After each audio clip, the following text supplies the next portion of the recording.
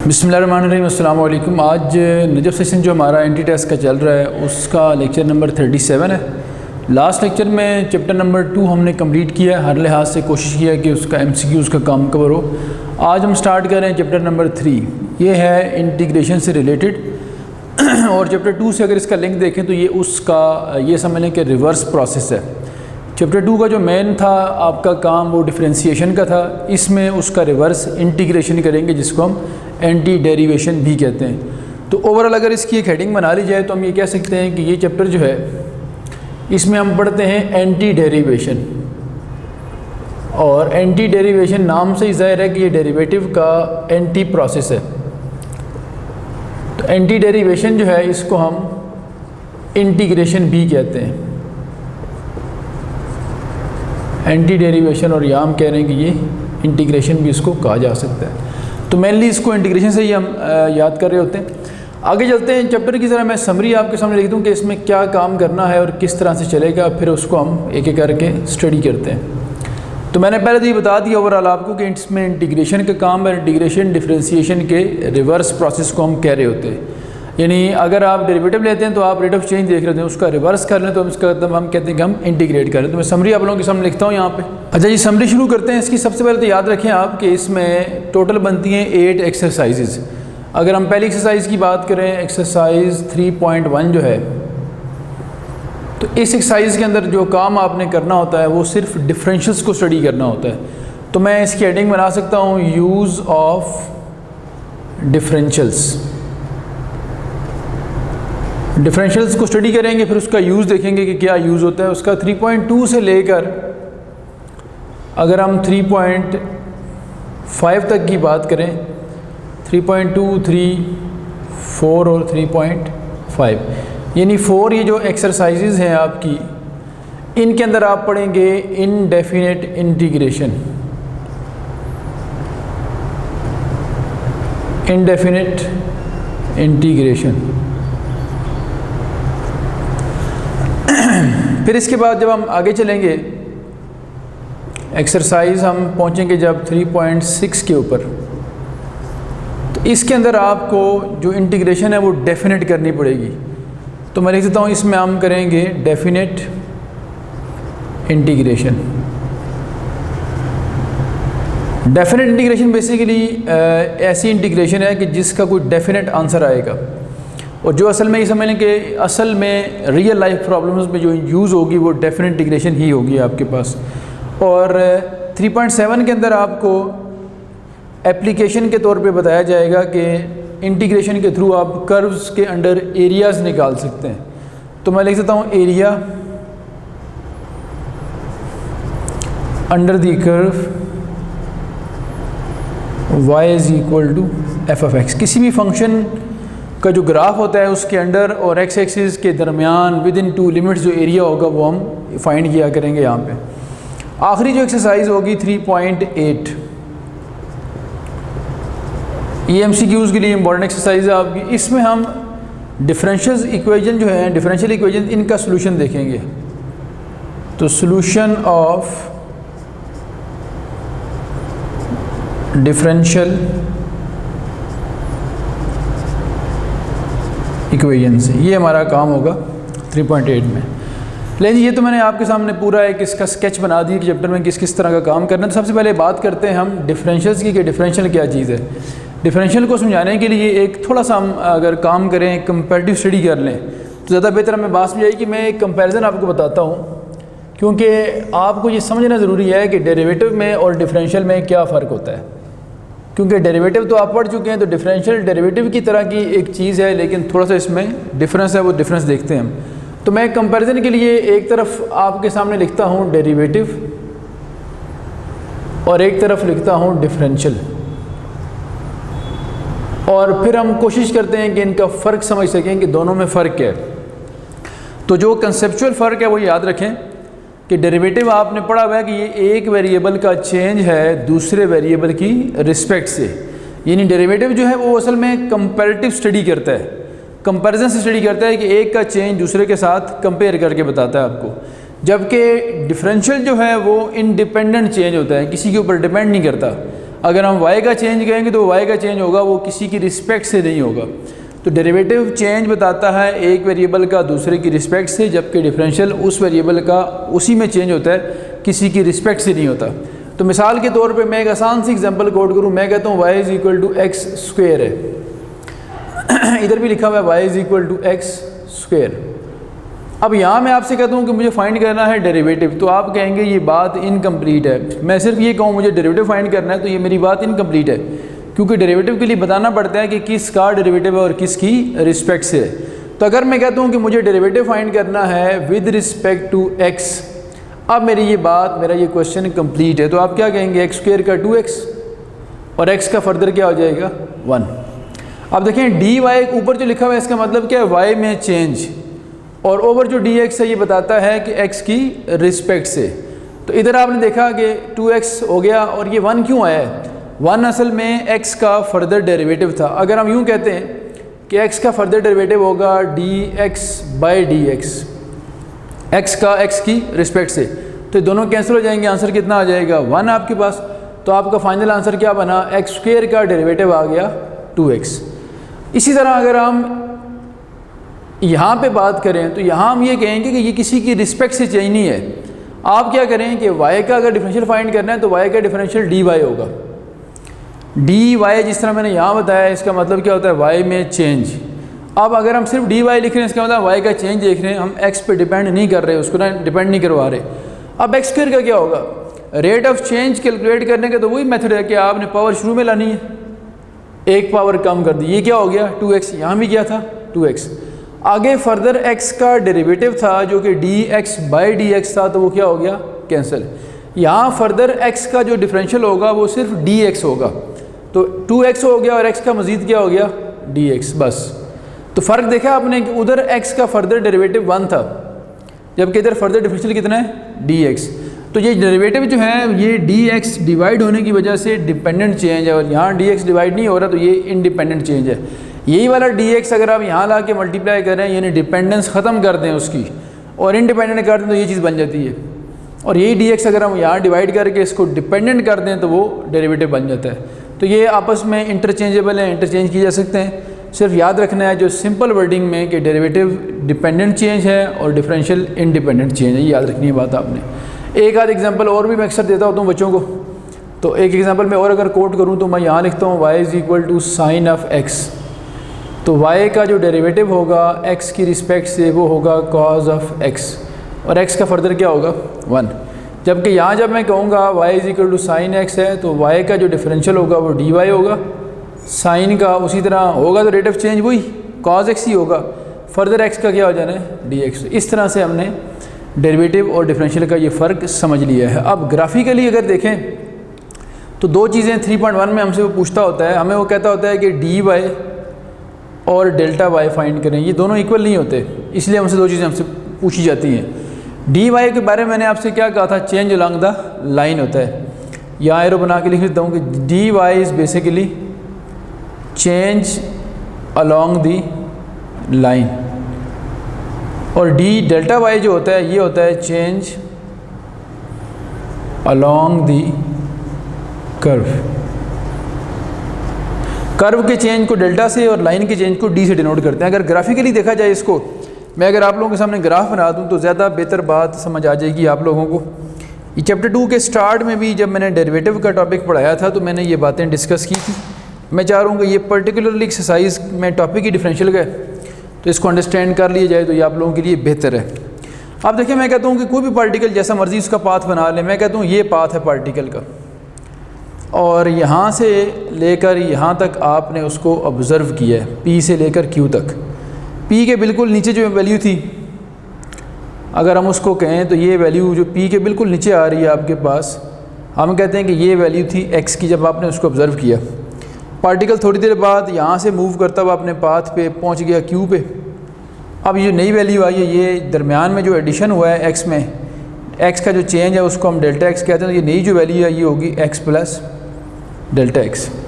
अब देखें y पहले इतना सा था, ये y था, अगर मैं इसको प्रोमिनेंट करूँ थोड़ा सा, ये पहले y की वैल्यू थी, अब नई y की वैल्यू ये है, इसके कॉरेस्पॉन्डिंग चेंज कितना आया वो देखें। तो यहाँ से एक कंपैरिजन के लिए लाइन ड्रा करें, तो ये देखें ये चेंज है, ये जो रेड कलर की लाइन ये नज़र आ रही है ना आपको, ये चेंज आया y में। ये जो चेंज है ये कर्व के अलॉन्ग आया, तो इसको हम कहते हैं ये है हमारे पास डेल्टा y। डेल्टा y का मतलब change along the curve, curve के अलॉन्ग जो चेंज आया y में। अगर ये पार्टिकल ऐसे मोशन ना बनाता, पार्टिकल का मोशन अगर लीनियर होता, ये देखें, यानी पार्टिकल का मोशन बजाय कर्व बनने के यूँ ना होता, बिल्कुल स्ट्रेट मोशन होता, लीनियर इसका, तो फिर जो y में चेंज होता, देखें फिर y कितना होता, ज़रा इसको ऑब्ज़र्व करते हैं। फिर आपके पास y की वैल्यू ये होती, जो फाइनल वैल्यू है, ये वाली वैल्यू। अब आप देखें जो y की फाइनल वैल्यू अब आपने बनाई है वो और पहले वाली में कितना फ़र्क है। तो पहले जो चेंज आया था आपके पास वो सिर्फ यहाँ से लेकर यहाँ तक है, अब देखें इतना चेंज आया है आपके पास, यानी ये पहली वैल्यू थी, ये बाद वाली चेंज। अब ये जो लाइन के अलॉन्ग y में चेंज आया है ना, इसको हम कहते हैं dy। तो बड़ा क्लियर नज़र आ रहा है कि dy is not equal to delta y। But आपको याद होगा चैप्टर 2 मैंने आपको बताया था कि जब ये डेल्टा 0 को अप्रोच करता है ना, जब ये इंटरवल शॉर्ट करते हैं, इंटरवल शॉर्ट करेंगे, ये कर्व है ना, जब इंटरवल आप इतना सा कर दें, लेट से ये वाला इंटरवल जिसको हमने क्या कहा है डेल्टा x, जब ये इंटरवल इतना छोटा कर दें कि ये 0 को अप्रोच करेगा, तो फिर अलॉन्ग द लाइन चेंज और अलॉन्ग द कर्व चेंज दोनों बराबर हो जाएंगे।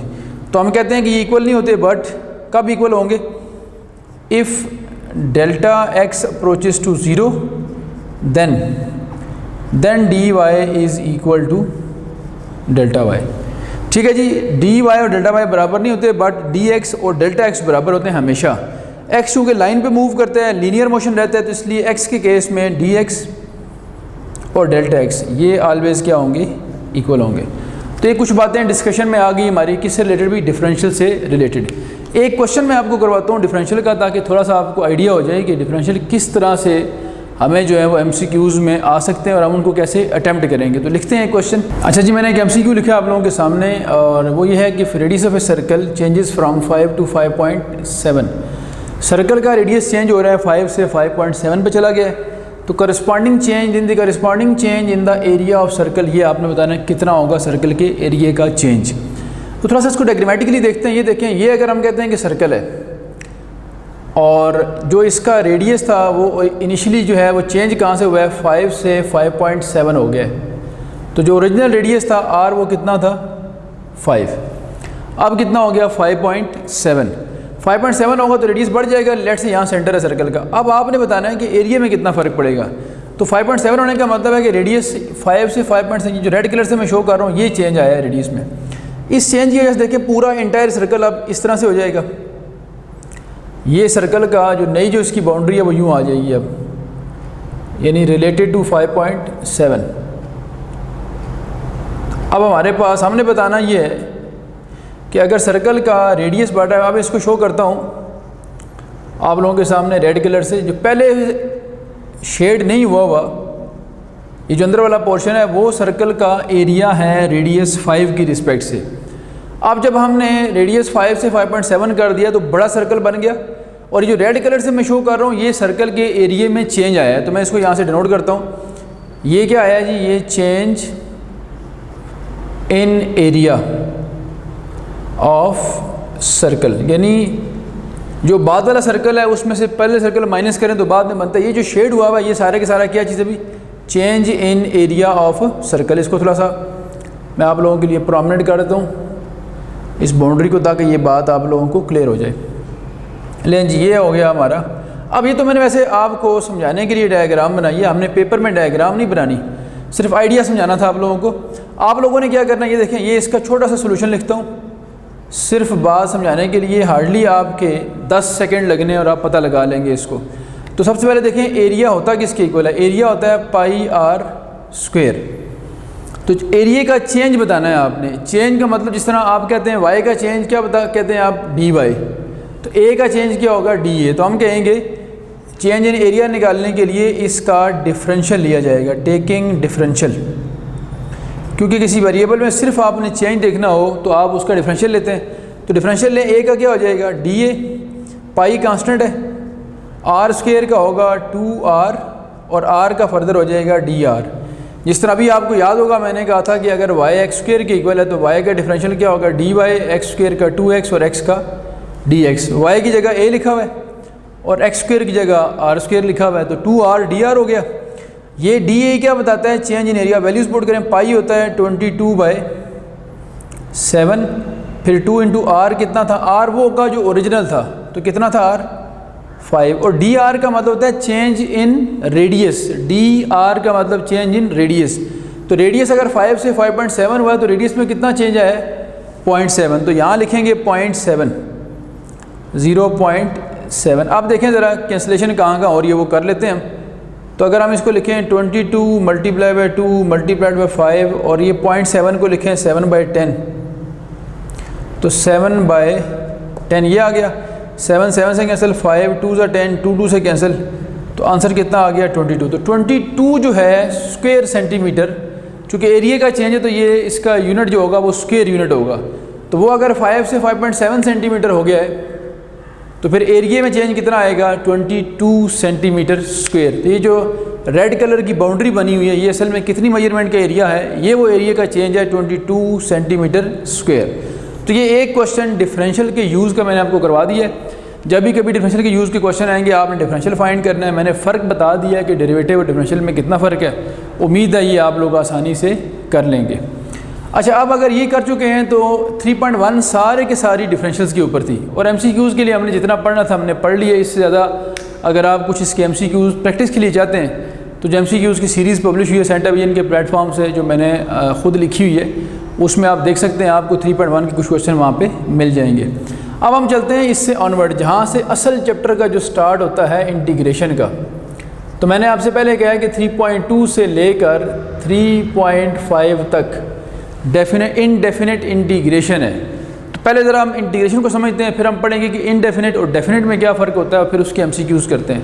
तो सबसे पहले मैं यहाँ प्रॉपर डिफ़ाइन करता हूँ इंटीग्रेशन को। जैसे थोड़ी देर पहले मैंने आपसे हेडिंग बना के यहाँ बताया था आपको कि ये एंटी डेरिवेशन है, डेरिवेशन का एंटी प्रोसेस है। तो यहाँ मैं इसको चलें फिर डिफ़ाइन करता हूँ प्रॉपर वर्डिंग में। ये क्या होगा, the reverse process of differentiation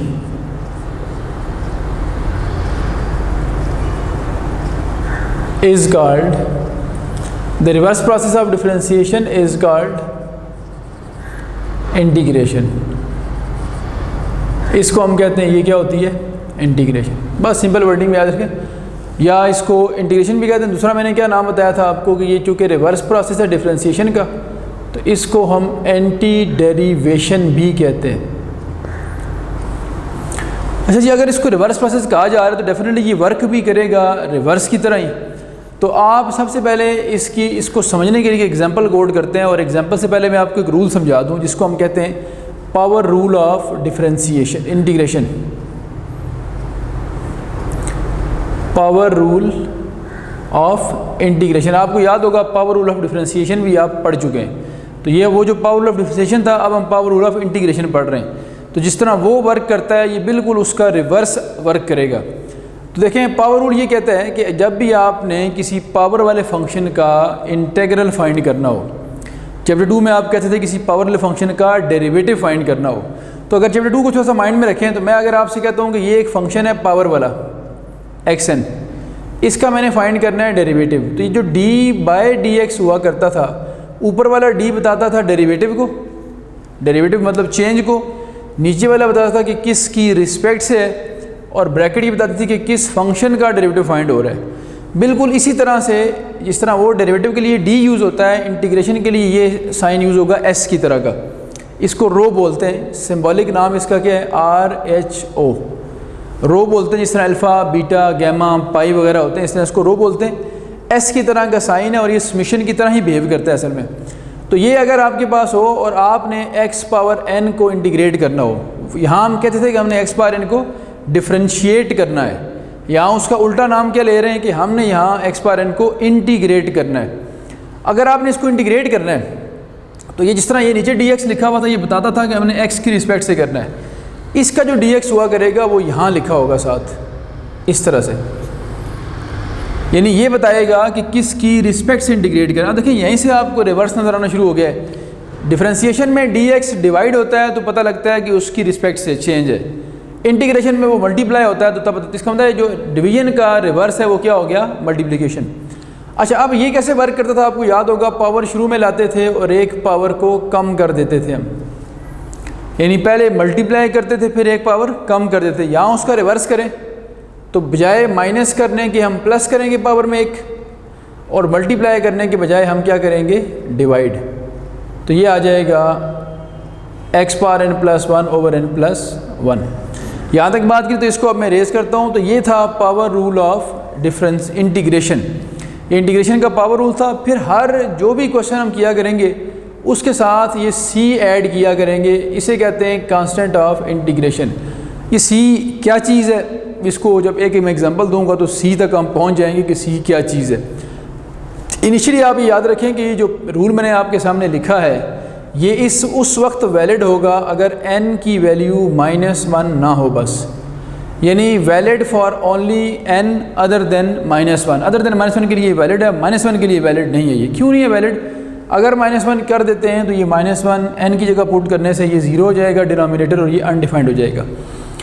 लेकिन जी इसको अब किसी पे अप्लाई करके देखते हैं कि कैसे इसने वर्क किया है।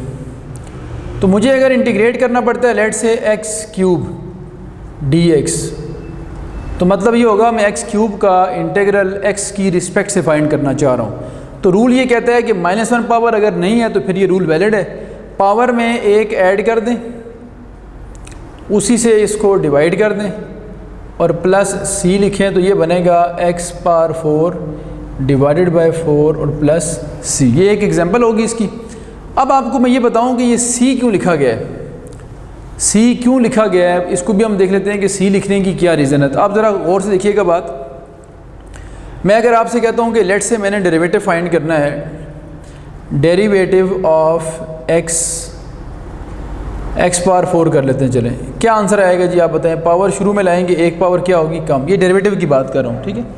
ये भी समझ आ जाएगी कि ये कैसे रिवर्स प्रोसेस है, और ये भी समझ आ जाएगी कि c क्यों लिखा जाता है। दो बातें मैं इन जो यहाँ डिस्कशन कर रहा हूँ उसमें दो बातें कवर करने का मेरा प्लान है। एक ये कि कैसे ये हम पता लगाएंगे कि ये रिवर्स प्रोसेस वाकई है या नहीं, और दूसरी बात ये कि c जो है वो क्यों लिखा जाता है।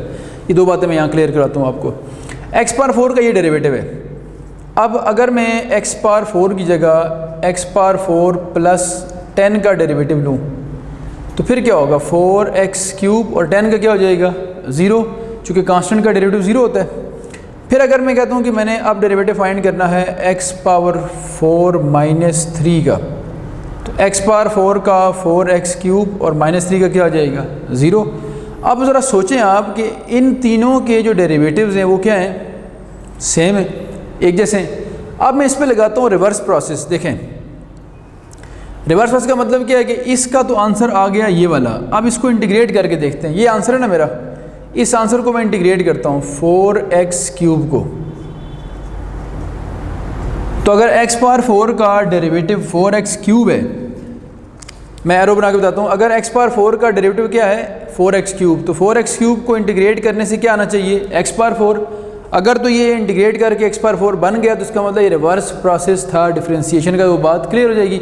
तो देखें इंटीग्रेशन के अंदर चूँकि लीनियर ऑपरेटर है, डेरिवेटिव भी लीनियर होता है, 4 जो कांस्टेंट है वो बाहर चला जाएगा, सिर्फ किस पे अप्लाई होगी, ये x³ के ऊपर। फिर उसमें से आप देखें 4 बाहर ही रखें, x³ का ये ऊपर आपने किया अभी, क्या बनता है, पावर में एक ऐड करेंगे, उसी से डिवाइड करेंगे, तो ये दोनों कैंसिल हो गए और आंसर कितना आ गया, x पावर 4। लें जी एग्जैक्ट हम वहीं पहुंच चुके हैं जहां हम पहले थे। अब मैंने c अभी ऐड नहीं किया, ज़रा सुने क्यों नहीं ऐड किया। मैंने अभी इसको इंटीग्रेट किया है तो ये देखें वही लिखा हुआ है 4x³। अब मुझे नहीं पता कि ये 4x³ ये वाला था, ये वाला था, ये वाला था।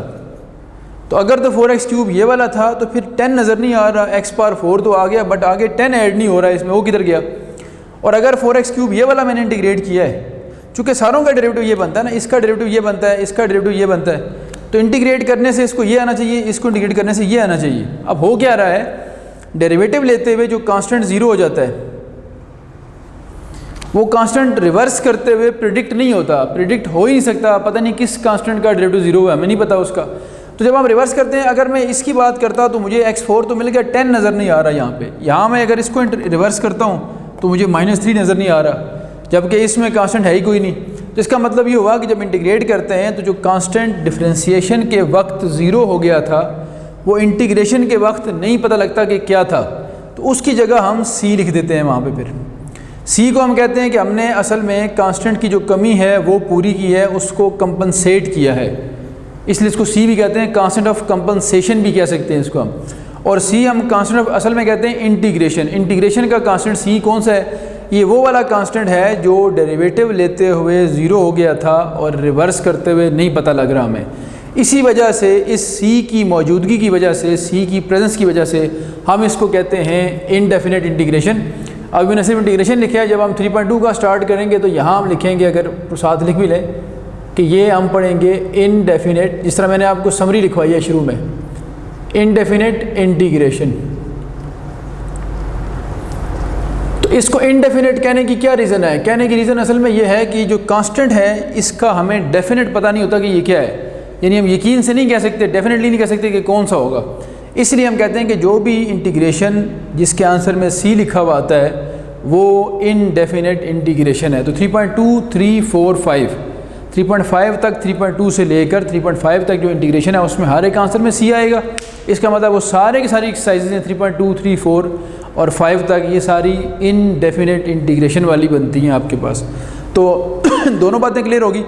एक तो रिवर्स प्रूव हो गया कि जब इसको डिफरेंशिएट करके ये बनता है तो उसको रिवर्स करके इस रूल से वही फंक्शन दोबारा आता है। फिर जो कांस्टेंट हम नहीं समझ पाते कि क्या था, उसकी जगह हम c लिख देते हैं। तो दोनों बातें यहाँ पे अब आपकी क्लियर है। तो ये जो पहला मैंने रूल लिखा है, पावर रूल ऑफ डिफरेंशिएशन, ये उसकी बेसिक फॉर्म थी, यानी x पावर n के लिए बेसिक फॉर्म हो जिसमें सिर्फ x लिखा होता है। अब हम इसकी पढ़ेंगे प्रॉपर ओरिजिनल यानी एडवांस फॉर्म जो है, ये जनरल फॉर्म जो है वो वाली। तो रूल्स में एक बार आप लोगों के सामने सारे रिवाइज करवाता हूँ। पावर रूल, प्रोडक्ट रूल और क्वोशंट रूल। यहाँ जो प्रोडक्ट रूल होता है इंटीग्रेशन का, उसको हम बाय पार्ट्स इंटीग्रेशन कहते हैं। तो 3 रूल आपके डिफरेंशिएशन में आपने पढ़े थे, मेन रूल्स, पावर, प्रोडक्ट और क्वोशंट। वही 3 ऑलमोस्ट यहाँ पे भी होंगे। पावर भी है, प्रोडक्ट रूल को यहाँ बाय पार्ट्स इंटीग्रेशन कहते हैं, और क्वोशंट रूल उसी तरह से क्वोशंट की फॉर्म में लिखा होगा। तो आप हेडिंग देखते हैं रूल्स ऑफ इंटीग्रेशन। उम्मीद है ये बात आपको समझ आ गई होगी कि किस तरह इसने काम करना है। अच्छा, एक चीज़ मैं और आपको समझा दूं पहले, चूँकि हम जा रहे हैं अगले टॉपिक की तरफ, तो थोड़ा सा एक चीज़ हम क्लियर करके आगे चलते हैं। रूल्स लिखने से पहले ज़रूरी होता है कि आपको ये समझा दिया जाए कि जो रूल्स वाले क्वेश्चन है वो MCQs में किस तरह से आ सकते हैं। तो एक बात आप याद रखें, इस तरह भी आपने देखा कि x पावर n का इंटीग्रल क्या होता है, पावर में एक ऐड करके उससे डिवाइड कर दिए। अब बाज़ जगह पे रूल नहीं लगता, डायरेक्ट रिवर्स यूज़ हो रहा होता है। और चूँकि ये रिवर्स प्रोसेस है, तो मैं अगर आपसे पूछ लूँ कि बताएं इसका क्या इंटीग्रल होगा, इंटीग्रल यानी इसका क्या इंटीग्रल होगा, ये जो लिखा हुआ है, तो आपने अभी प्रूव किया कि इसका इंटीग्रल क्या होता है, x पावर 4 प्लस c।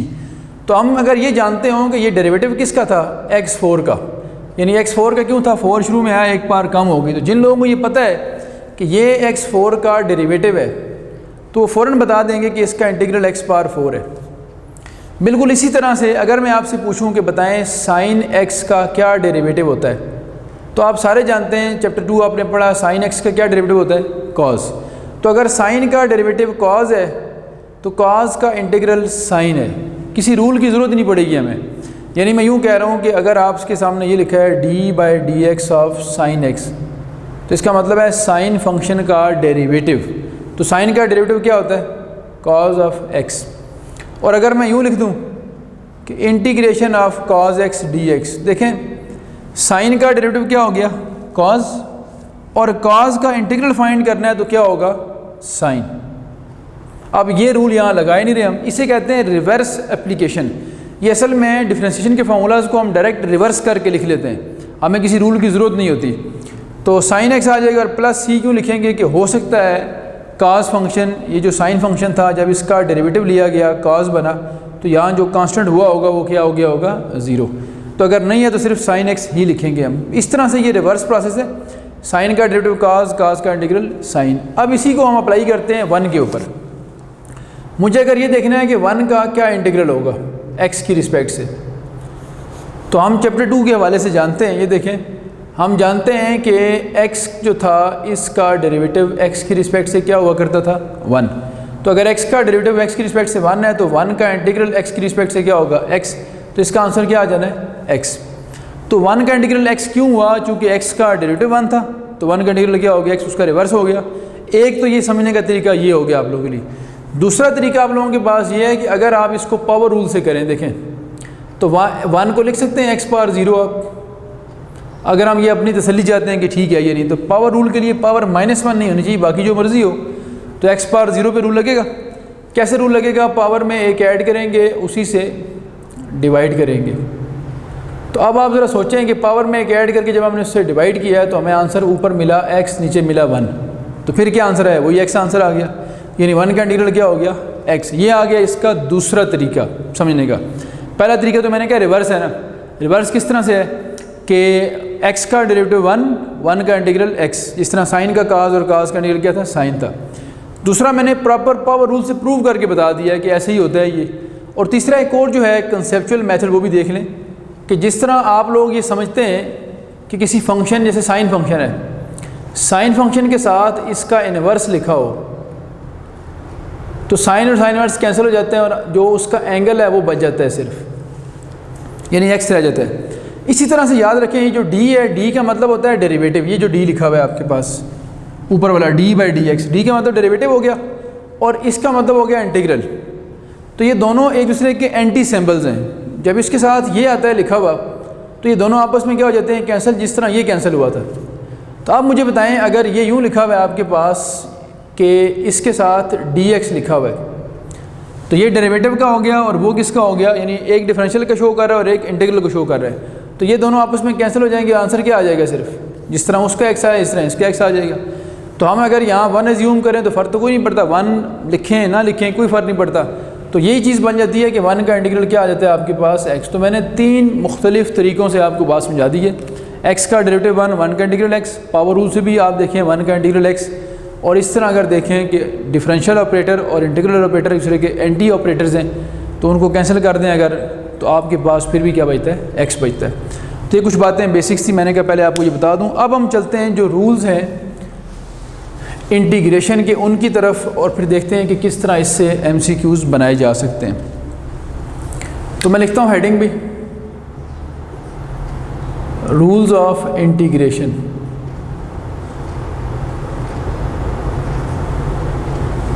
और मैं आपको बता चुका हूँ कि 3 रूल्स हैं इसके, जिस तरह डिफरेंशिएशन के 3 मेन रूल थे। तो ये जो पावर रूल है ये बेसिक फॉर्म लिखी थी मैंने सिर्फ एक आइडिया समझाने के लिए। अब मैं उसकी प्रॉपर फॉर्म लिखता हूँ।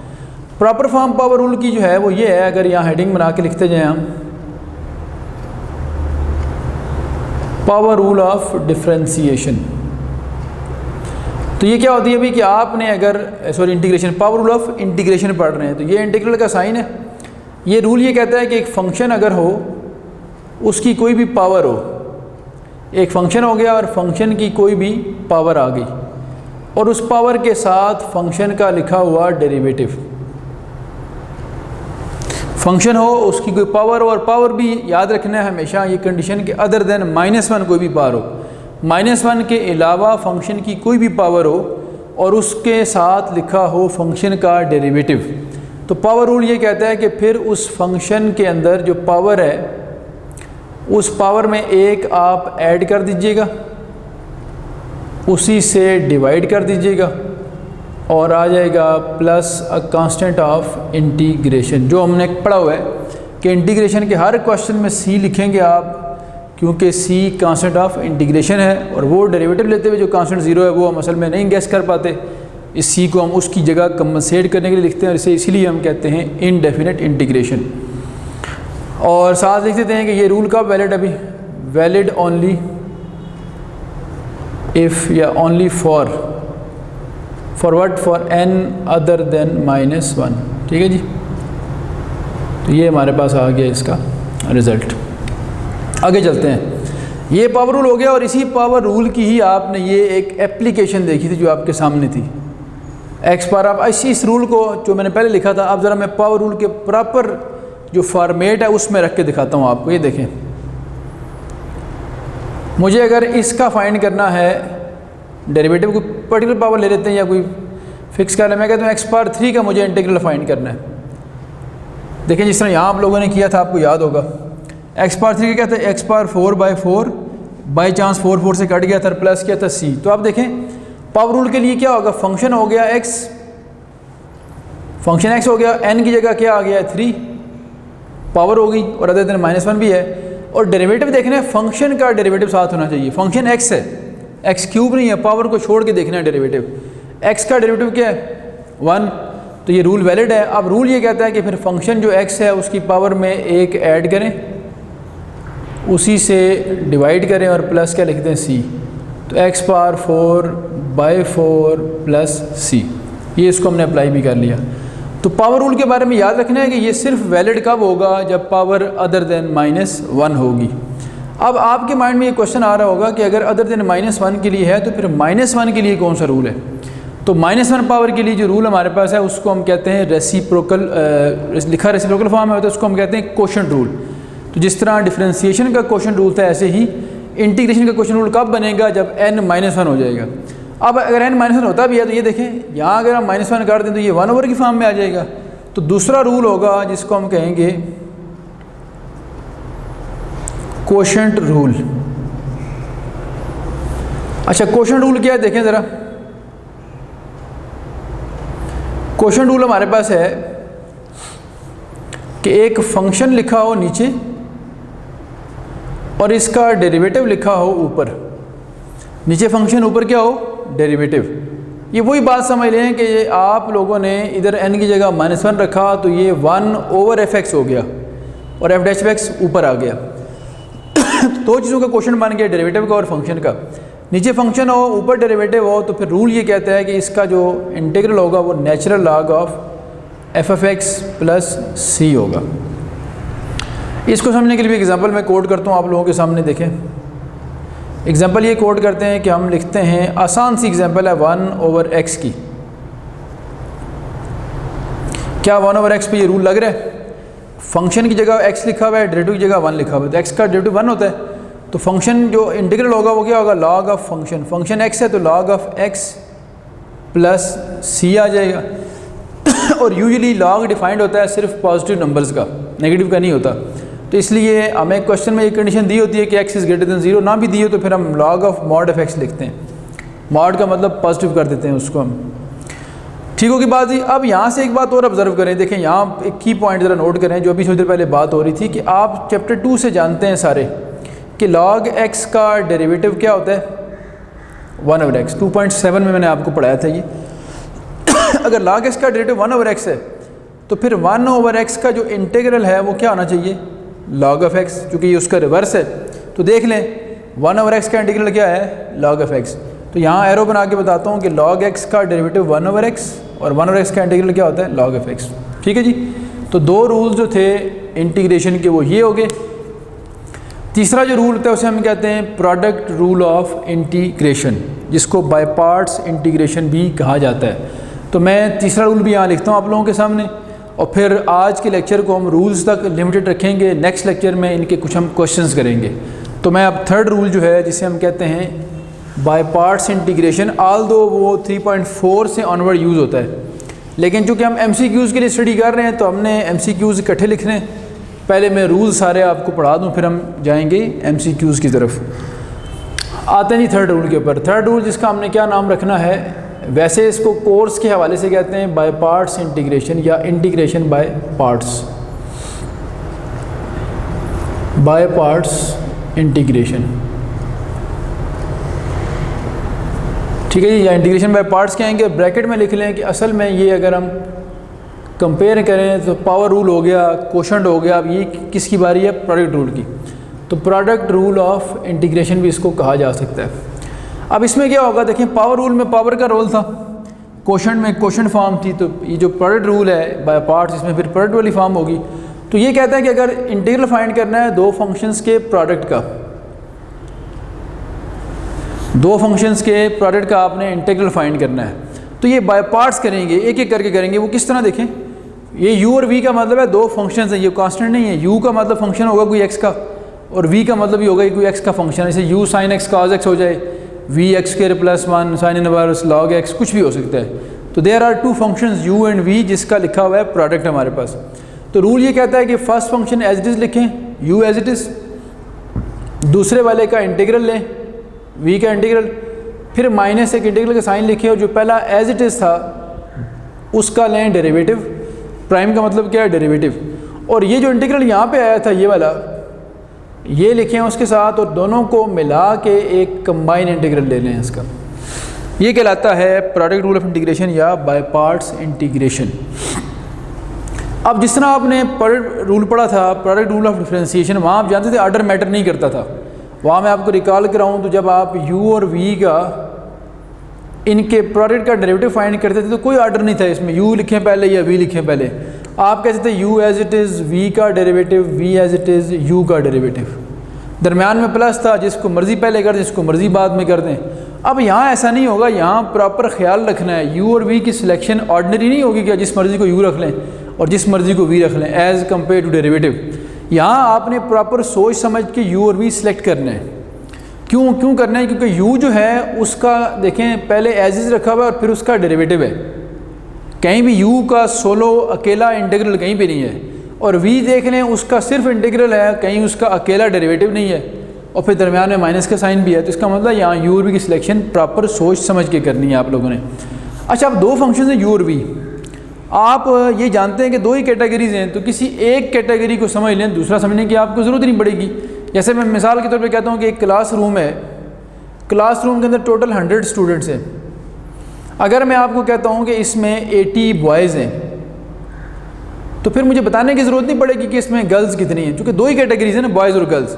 तो अगर 80 बॉयज़ तो फिर 20 क्या होंगी? गर्ल्स। तो आप समझ जाएंगे कि अगर दो चीज़ें हों, एक के बारे में आपको पता लग जाए तो जो बच जाती है वो फिर दूसरी कैटेगरी होती है। इसका मतलब ये हुआ कि u और v में से हम अगर किसी एक का मेथड पढ़ लें, u का या v का, तो फिर हमें दूसरे को अलग से पढ़ने की ज़रूरत हमें नहीं होगी। मुझे अगर u सिलेक्ट करने का मेथड पता लग जाए कि u कैसे सिलेक्ट करना है, तो मुझसे u सिलेक्ट हो गया, तो जो बच जाएगा दूसरा फंक्शन होगा उसको फिर मैं v कह दूँगा। तो इसका मतलब सिर्फ किसी एक को स्टडी करना है हमने, इसलिए साइंटिस्ट ने u को सिलेक्ट करने का एक मेथड बनाया जिसको हम कहते हैं आइलेट रूल। तो मैं लिखता हूँ यहाँ एक नोट बना के,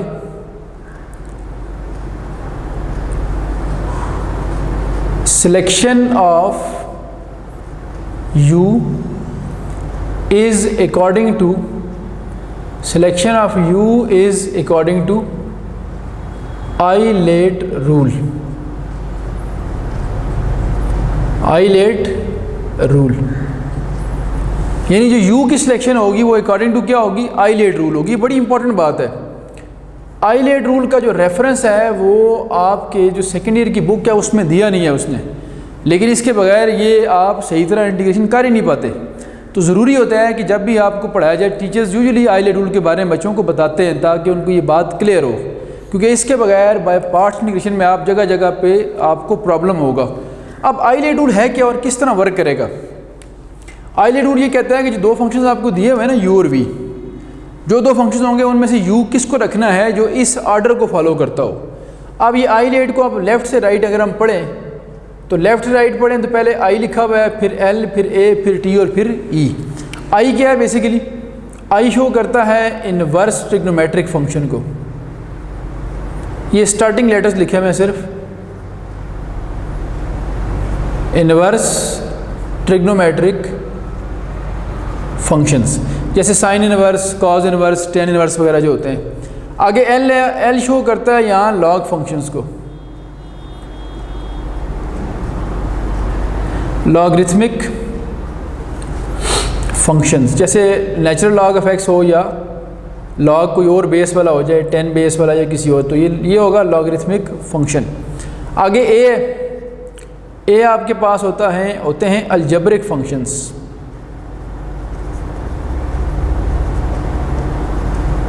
यहाँ जो आपके कोर्स में अलजेब्रिक दिए होंगे वो सारी एक्स की पावर्स होंगी कोई ना कोई, ठीक है। तो इनवर्स के तो आप जानते हैं क्या होगा, लॉग भी आप समझते हैं। अलजेब्रिक अक्सर आप कंफ्यूज हो रहे होते हैं, तो ये ब्रैकेट में लिखता हूँ कि अलजेब्रिक फंक्शन से मुराद एक्स की पावर्स हैं। 1 भी अलजेब्रिक फंक्शन कहलाता है। क्यों कहलाता है?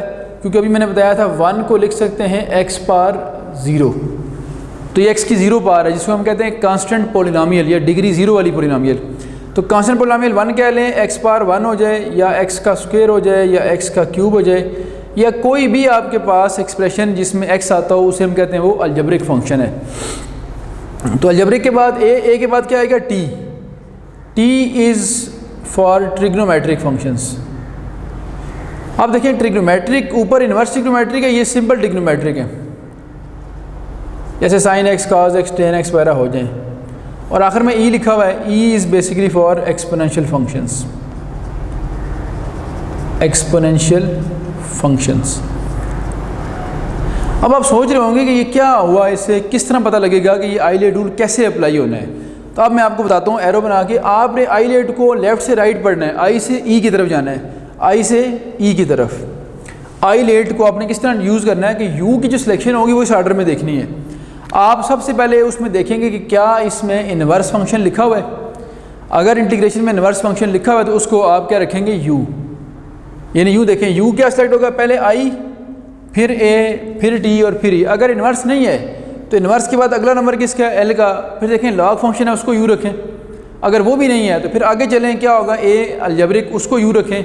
अगर अलजेब्रिक भी नहीं है तो फिर ट्रिग्नोमेट्रिक को यू रखें, और ट्रिग्नोमेट्रिक को यू रखेंगे तो फिर जो बच जाएगा वो कौन सा होगा? फिर वी होगा आपके पास। तो इस तरह से आइलेट रूल फॉलो होगा। एक एग्जांपल आइलेट रूल की करना ज़रूरी है ताकि आपको ये आइडिया हो जाए, और फिर उसके बाद हमारा ये जो बाय पार्ट्स इंटीग्रेशन का काम है ये कंप्लीट हो जाएगा। फिर नेक्स्ट क्लास में हम पावर रूल के, क्वोशंट रूल के, आइलेट रूल वगैरह, ये जो प्रोडक्ट रूल है इसके करेंगे एमसीक्यूज़।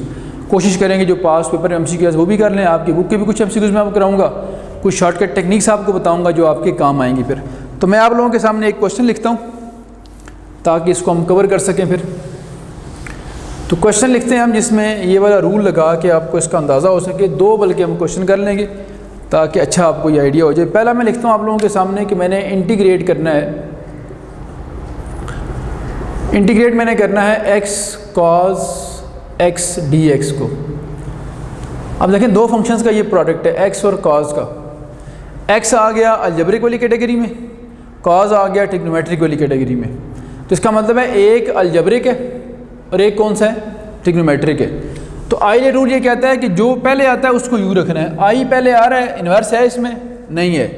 एल लॉग वाला है? नहीं है। लॉग के बाद अलजेब्रिक और ट्रिग्नोमेट्रिक दो देखें है ना इसमें। तो अलजेब्रिक ट्रिग्नोमेट्रिक में से आइलेट में पहले कौन सा आता है? ए। बाद में कौन सा आता है? टी। तो लेफ़्ट से राइट जो पहले आएगा उसको यू रखना है। तो पहले आ रहा है अलजेब्रिक, इसका मतलब है अलजेब्रिक जो एक्स है इसको यू रखा जाएगा और इसको क्या रखा जाएगा? वी। अब इस पे लगाते हैं बाय पार्ट्स इंटीग्रेशन। तो क्या होगा? U as it is, u का मतलब x as it is, u as it is, ठीक है जी। वी का इंटीग्रल, वी का इंटीग्रल वी कॉज है, कॉज का इंटीग्रल क्या होता है? Sine x. क्यों होता है साइन एक्स? क्योंकि साइन का डेरिवेटिव कॉज है, तो कॉज का इंटीग्रल क्या है? साइन। यहाँ तक पहुँच गया मैं, माइनस फार्मूले का आ गया, फिर आगे फिर इंटीग्रेशन का साइन आ जाएगा और उसके अंदर क्या लिखना है? यू का डेरिवेटिव। यू मीन जो पहला था उसका डेरिवेटिव, यू था एक्स, एक्स का डेरिवेटिव क्या होगा? 1। और आगे क्या आएगा? वी का इंटीग्रल, वी कौन सा था? Cos x. तो कॉस का इंटीग्रल क्या होगा? Sine x. अगर देखा जाए तो यही चीज़ होती है जो दोबारा यहाँ लिखनी होती है, यानी वही साइन दोबारा यहाँ लिखना होता है।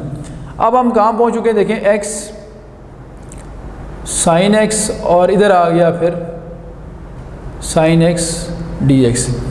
अब आप ये देखें, मैं थोड़ा सा इसको, ये जो प्लस है इसको बाहर माइनस को करता हूँ प्लस और माइनस अंदर ले आता हूँ। अब आपके पास इसका फाइंड करना है इंटीग्रल। ये क्या चीज़ है? Minus sign.